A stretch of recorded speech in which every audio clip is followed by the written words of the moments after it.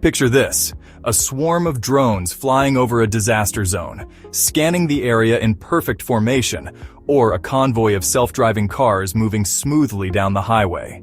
Looks effortless, right? But here's the big question. How do these machines avoid crashing into each other, or into obstacles, while staying in sync? That's exactly what today's research is about. Welcome back to the R&D Lab by Engisphere, where we turn real engineering research papers into clear, engaging stories everyone can understand. A team of researchers from Beihang University in China and from UCLouvain in Belgium have come up with a new way to help what's called multi-agent systems stay safe and coordinated. Multi-agent systems are just a fancy term for groups of robots, drones, or vehicles that work together. Their new method is called Distributed Safety Critical Model Predictive Control, or DSMPC for short. Sounds heavy, but here's the cool part. Instead of one central brain telling every agent what to do, each agent, each drone, each car makes its own smart decisions. They share just enough information with their neighbors to keep formation and avoid obstacles, like good teammates passing the ball.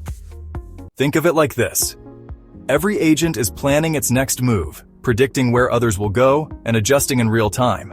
To keep it safe, they've built in mathematical guardrails that make sure no agent ever strays too close to danger. The result? Smooth movements, safe paths, and less time wasted on complex calculations. In simulations, this method beat older approaches. It kept formations tighter, avoided obstacles more gracefully, and even cut down on computing time. That's a big win if you want real-world swarms of robots or fleets of cars to work in unpredictable environments. And what's next? The researchers see this as just the beginning. Imagine extending this to larger swarms or to systems that face randomness, like wind gusts for drones or pedestrians crossing a road. So here's my closing thought for you.